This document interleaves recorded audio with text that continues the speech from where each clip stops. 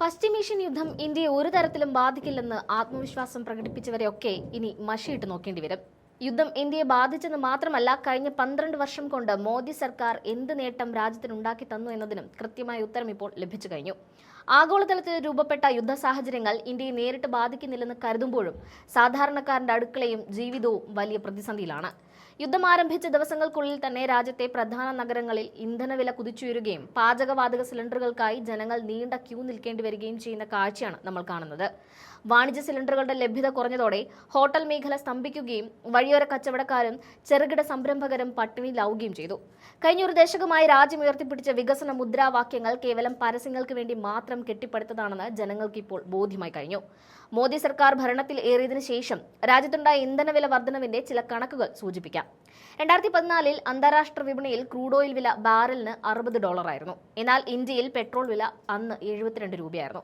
അതിനുശേഷം crude oil വില കുറഞ്ഞപ്പോഴും ഇന്ത്യയിൽ മാറ്റങ്ങൾ സംഭവിച്ചില്ല എന്ന് മാത്രമല്ല, വില കുതിച്ചുയരുകയും ചെയ്തു. റഷ്യയിൽ നിന്ന് കുറഞ്ഞ വിലയ്ക്ക് എണ്ണ ലഭിച്ചിട്ടും അതിന്റെ ഗുണം ജനങ്ങൾക്ക് നൽകുന്നതിന് പകരം കേന്ദ്ര സർക്കാരും എണ്ണ കമ്പനികളും വൻ ലാഭം കൊയ്യുകയാണ്. ഇന്ധന നികുതിയിലൂടെ പ്രതിവർഷം 2.7 ലക്ഷം കോടി രൂപയാണ് ജനങ്ങളിൽ നിന്നും പിഴിഞ്ഞെടുക്കുന്നത്. അയൽ രാജ്യമായ ചൈന തങ്ങളുടെ ഊർജ്ജ ആവശ്യങ്ങൾക്കായി സൗരോർജ്ജം, കാറ്റ് തുടങ്ങിയ പുനരുപയോഗ ഊർജ്ജ സ്രോതസ്സുകളിലേക്ക് വലിയ തോതിൽ മാറിയപ്പോൾ ഇന്ത്യ ഈ മേഖലയിൽ വെറും 0.2% വളർച്ച മാത്രമേ കൈവരിച്ചിട്ടുള്ളൂ. ചൈനീസ് തെരുവുകളിൽ 60% ഇലക്ട്രിക് വാഹനങ്ങൾ ഓടുമ്പോൾ ഇന്ത്യ ഇപ്പോഴും ഇന്ധന ഇറക്കുമതിക്കായി അമേരിക്കയുടെ അനുമതിക്കായി കാത്തു നിൽക്കേണ്ടെന്ന അവസ്ഥയിലാണ്. കാർഷിക മേഖലയിലെ സ്ഥിതിയും ഒട്ടും ആശാവഹമല്ല. ലോകത്തിലെ ഏറ്റവും വലിയ കാർഷിക രാജ്യമായിട്ടും വളം ഉൽപാദനത്തിൽ നമ്മൾ ഇപ്പോഴും സ്വയം പര്യാപ്തത നേടിയിട്ടില്ല. യൂറിയയും DAPയും ഉൾപ്പെടെയുള്ള വളങ്ങൾക്കായി വിദേശ രാജ്യങ്ങളെ ആശ്രയിക്കുകയാണ് രാജ്യം ഇപ്പോഴും. യുദ്ധം കാരണം വളം നിർമ്മാണത്തിനാവശ്യമായ നാച്ചുറൽ ഗ്യാസിന്റെ ലഭ്യത കുറഞ്ഞതോടെ രാജ്യത്തെ പല വളം നിർമ്മാണശാലകളും പ്രവർത്തനം നിർത്തുകയും വളമുൽപാദനം പകുതിയായി കുറയ്ക്കുകയും ചെയ്തിട്ടുണ്ട്. വരാനിരിക്കുന്ന വിളവെടുപ്പ് കാലത്തെ ഇത് സാരമായി ബാധിക്കും. ഇത്ര വലിയൊരു പ്രതിസന്ധി മുൻപിലുണ്ടായിട്ടും രാജ്യത്തെ വൻകിട കോർപ്പറേറ്റുകൾ വിദേശ രാജ്യങ്ങളുമായി ചേർന്ന് വൻകിട ഇടപാടുകൾ നടത്തിവരുന്നുണ്ട്. 50 വർഷത്തിനിടയിൽ ആദ്യമായി അമേരിക്കയിൽ ഒരു റിഫൈനറി സ്ഥാപിക്കാൻ റിലയൻസ് ഗ്രൂപ്പ് കരാറിൽ ഏർപ്പെട്ടിരിക്കുകയാണ്. ഏകദേശം $300 ബില്യൺ ബൃഹത് പദ്ധതിക്കായി സ്റ്റേറ്റ് ബാങ്ക് ഓഫ് ഇന്ത്യ പോലുള്ള പൊതുമേഖലാ ബാങ്കുകളിൽ നിന്നാണ് പണം കണ്ടെത്തുന്നത്. സാധാരണക്കാരന്റെ നികുതി പണവും സമ്പാദ്യവുമാണ് ഇതുവഴി വൻകിട കോർപ്പറേറ്റുകളുടെ നിക്ഷേപങ്ങൾക്കായി വഴിമാറ്റപ്പെടുന്നത്. രാജ്യത്തിന്റെ പ്രതിരോധ ബജറ്റ് ഓരോ വർഷവും വർദ്ധിക്കുന്നുണ്ടെങ്കിലും ഇന്ത്യ ഇപ്പോഴും ലോകത്തിലെ 2ാമത്തെ വലിയ ആയുധ ഇറക്കുമതി രാജ്യമായി തുടരുകയാണ്. റഷ്യയിൽ നിന്നുള്ള ആയുധ വിതരണം കുറഞ്ഞതോടെ പാശ്ചാത്യ രാജ്യങ്ങളെയാണ് ഇന്ത്യ ഇപ്പോൾ ആശ്രയിക്കുന്നത്. ആയുധങ്ങൾക്കായി വലിയ തുക മുൻകൂട്ടി നൽകുന്നുണ്ടെങ്കിലും കൃത്യസമയത്ത് അവ ലഭിക്കുന്നില്ല. തേജസ് വിമാനങ്ങൾ പോലുള്ള തദ്ദേശീയ നിർമ്മിത ആയുധങ്ങളുടെ എഞ്ചിനുകൾ ഇപ്പോഴും അമേരിക്കൻ കമ്പനിയായ ജനറൽ ഇലക്ട്രിക്സിൽ നിന്നാണ് വരുന്നത്. ഇറാൻ പോലുള്ള രാജ്യങ്ങൾ ഉപരോധങ്ങൾക്കിടയിലും സ്വന്തം പ്രതിരോധ ശേഷി വർദ്ധിപ്പിക്കുമ്പോൾ ഇന്ത്യ ഇപ്പോഴും വിദേശ സാങ്കേതിക വിദ്യ ആശ്രയിക്കുന്നത് വലിയ സുരക്ഷാ ഭീഷണിയാണെന്ന് പ്രതിരോധ വിദഗ്ധർ മുന്നറിയിപ്പ് നൽകുന്നുണ്ട്.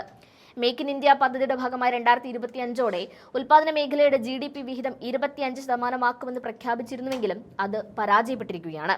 ഗ്യാസ് വിതരണം കുറഞ്ഞതോടെ അഹമ്മദാബാദിലെ ടെക്സ്റ്റൈൽ, കെമിക്കൽ മേഖലകൾ സ്തംഭനാവസ്ഥയിലാണ്. സിമന്റ് നിർമ്മാണത്തിനാവശ്യമായ ജിപ്സം, ലൈംസ്റ്റോൺ എന്നിവയുടെ ലഭ്യത കുറയുകയും അത് നിർമ്മാണ മേഖലയെ ബാധിക്കുകയും ചെയ്തിട്ടുണ്ട്. ഇന്ത്യയിൽ നിന്നുള്ള ബസുമതി അരിയുടെ വലിയൊരു ഭാഗം വാങ്ങുന്നത് ഗൾഫ് രാജ്യങ്ങളാണ്. യുദ്ധം കാരണം കപ്പൽ ഗതാഗതം തടസ്സപ്പെട്ടതോടെ ടൺ കണക്കിന് അരിയാണ് തുറമുഖങ്ങളിൽ കെട്ടിക്കിടക്കുന്നത്. ഇത് കേരളം, കർണാടക, രാജസ്ഥാൻ, ഗുജറാത്ത് തുടങ്ങിയ സംസ്ഥാനങ്ങളിലെ കർഷകരെയും കയറ്റുമതിക്കാരെയും സാരമായി ബാധിച്ചിട്ടുണ്ട്. സ്പൈസ് കയറ്റുമതിയിലും വലിയ കുറവ് രേഖപ്പെടുത്തിയിട്ടുണ്ട്. മരുന്നുകൾക്ക് ആവശ്യമായ അസംസ്കൃത വസ്തുക്കളുടെ വില 30% മുതൽ 60% വരെ വർദ്ധിച്ചിട്ടുണ്ട്. ഏറ്റവും ദൗർഭാഗ്യകരമായ കാര്യം, രാജ്യത്തെ തൊഴിലില്ലായ്മ പരിഹരിക്കാൻ യുവാക്കളെ യുദ്ധം നടക്കുന്ന രാജ്യങ്ങളിലേക്ക് കരാർ തൊഴിലാളികളായി അയക്കുന്നു എന്നതാണ്. രാജ്യം സാമ്പത്തിക പ്രതിസന്ധിയിലൂടെ കടന്നു പോകുമ്പോഴും ഇന്ത്യയിലെ ശതകോടീശ്വരന്മാർക്ക് മാത്രം ഒരു കോട്ടവും തട്ടിയിട്ടില്ല. 2014 മുതലുള്ള കണക്കുകൾ പ്രകാരം ഇന്ത്യയിലെ ശതകോടീശ്വരന്മാരുടെ എണ്ണം വർദ്ധിച്ചിട്ടേയുള്ളൂ. 2026 ഹാറൂൺ റിച്ച് ലിസ്റ്റ് പ്രകാരം മുകേഷ് അംബാനിയാണ് ഇന്ത്യയിലെയും ഏഷ്യയിലെയും ഏറ്റവും വലിയ സമ്പന്നൻ. കഴിഞ്ഞ വർഷം മാത്രം ഇന്ത്യയിൽ 57 പുതിയ ശതകോടീശ്വരന്മാരുണ്ടായി. രാജ്യത്തെ മൊത്തം വരുമാനത്തിന്റെ 58%വും ജനസംഖ്യയിലെ വെറും 10% ആളുകളുടെ കൈകളിലാണ്. ഏറ്റവും താഴെയുള്ള 50% ആളുകൾക്ക് കേവലം 15% വരുമാനം മാത്രമാണ് ലഭിക്കുന്നത്. 13 പൊതുമേഖലാ ബാങ്കുകളിൽ നിന്നായി കോർപ്പറേറ്റുകൾ 29 ലക്ഷം കോടി രൂപയുടെ കുടിശ്ശിക വരുത്തിയിട്ടുണ്ട്. ഈ തുക ഈടാക്കുന്നതിന് പകരം ബാങ്കുകളുടെ സ്വകാര്യവൽക്കരണത്തിനാണ് സർക്കാർ ശ്രമിക്കുന്നത്.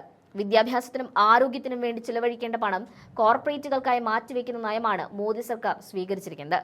കഴിഞ്ഞ 12 വർഷത്തെ നേട്ടങ്ങളെന്ന് അവകാശപ്പെടുന്ന പലതും ഒരു ചെറിയ പ്രതിസന്ധിയിൽ പോലും തകർന്നടിയുന്ന കാഴ്ചയാണ് നാം ഇപ്പോൾ കാണുന്നത്.